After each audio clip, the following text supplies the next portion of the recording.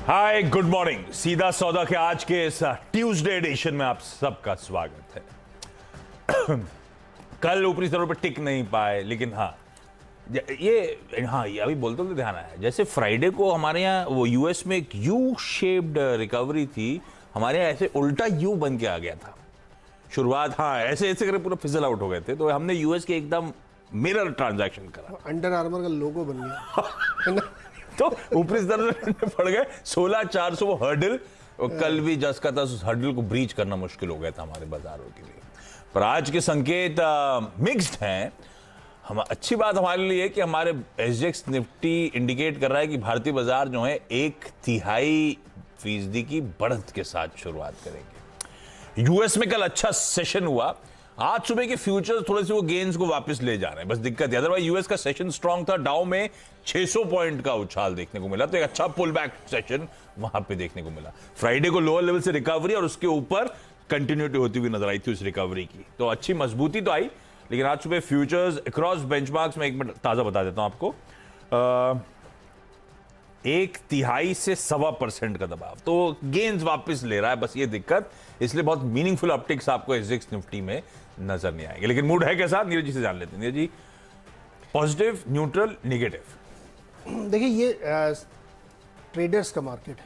हाँ, और इसमें कोई शक नहीं कि मार्केट बहुत ज़्यादा यूएस का गिर चुका है, हमारे कंपेरिजन में डबल है, 30% मार्केट इंडाइसेस गिरे। तो वहाँ पे डिप बायर आता है और बाई करता है और फिर सस्टेन करता है, फिर प्रॉफिट भी चला जाता है। सबसे बड़ा क्वेश्चन ये हो रहा है कि अभी भी इतनी ज़्यादा हेजी पिक्चर है आगे की कि किसी की ये हिम्मत इतनी नहीं है कि वो पोजीशन अपनी ले के कैरी करके जाए और बैठा रहे। इसलिए कई बार आप देख रहे हैं कि इंट्राडे में बहुत कुछ हुआ, फिर फिजल आउट हो जाता है। वहाँ के लोग भी अभी इस बात पे चर्चा करने लगे। पिछले 2-3 दिनों से आपको याद होगा, मैं लगातार ही कह रहा हूँ कि आज शॉर्ट कवरिंग होगी तो होती, क्योंकि वहाँ पे इस तरीके की चर्चाएं बहुत हो रही हैं कि बहुत गिर चुका है, अब नहीं गिरना चाहिए, अब खड़ा होना चाहिए। लेकिन उनकी बात और जो डेटा है उस पर मैच नहीं हो रहा है, तो इसलिए मार्केट कई बार फिजल आउट होता है, कई बार फिर चलने लगता है। तो कल ऐसा ही हुआ कि एक बहुत ही बढ़िया रैली अमेरिकी बाजारों में बन के आई, क्योंकि स्टॉक सारे गिर चुके थे, तो डिप बायर्स आए, उन्होंने बाई की। टेक्नोलॉजी में कल खरीदारी हुई, एप्पल में बहुत तेज़ी देखने को मिली, तमाम स्टॉक्स में तेज़ी देखने को मिली। लेकिन जब अगले नंबर आए तो स्नैपचैट ने कहा कि आगे का फ्यूचर बड़ा ब्लीक है, गाइडेंस खराब दिया, तो स्टॉक की 30% की पिटाई हो गई, फिर फ्यूचर उसी लिए गिर रहा है। तो इस वक्त जो है ना, जो ट्रेडर है उसके लिए तो कुछ हो सकता है, लेकिन इन्वेस्टर के लिए थोड़ी सी भी एक दुविधा का समय है। या तो आप बिल्कुल लेके बैठ रहे हो और देखें नहीं मार्केट को। अमेरिका में यही हो रहा है, वहाँ के जितने बड़े फंड्स हैं वो अपने इन्वेस्टर को यही करें कि अगर आप इस वक्त बाई कर रहे हैं तो फिर बाई करके भूल जाइए, देखिएगा मार्केट, वरना आपको डर लगेगा। तो यूएस मार्केट को इस लिहाज से अगर आप देख रहे हैं तो मुझे लगता है कि पॉजिटिव क्यूज़ हैं, और भारतीय बाज़ारों में उसका एक बढ़िया रिपरकशन हो सकता है। लेकिन एफआईआई जो 2 बजे रोज़ आके बेचते हैं, इसका कोई तोड़ नहीं। कल हमने आवाज़ अड्डा में भी गवर्नर साहब के इंटरव्यू के बाद उसी पे चर्चा की, स्टील पे, तो उसमें एक मार्केट एक्सपर्ट भी, हमने उससे पूछा ये 2 बजे रोज़ क्या होता है।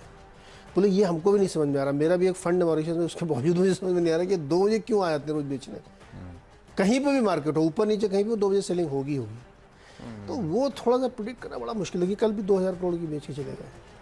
तो ट्रेडर्स मार्केट है। अभी दिक्कत ये ना, इन्फ्लेशन अक्रॉस द ग्लोब परेशान कर रहा है, फिर लंच आवर्स होते हैं उस टाइम, और खाते ही समझ में आता है। और फिर आपको फिर आप बुक करते हो प्रॉफिट, तो आप तो टमाटर और अनियन खाते हो, नहीं तो मुश्किल है खाना ना आजकल। पूछ तो लेते गोरों के साथ भी दिक्कत है, उनका तो वेजिटेबल ऑयल हमसे ज्यादा महंगा है।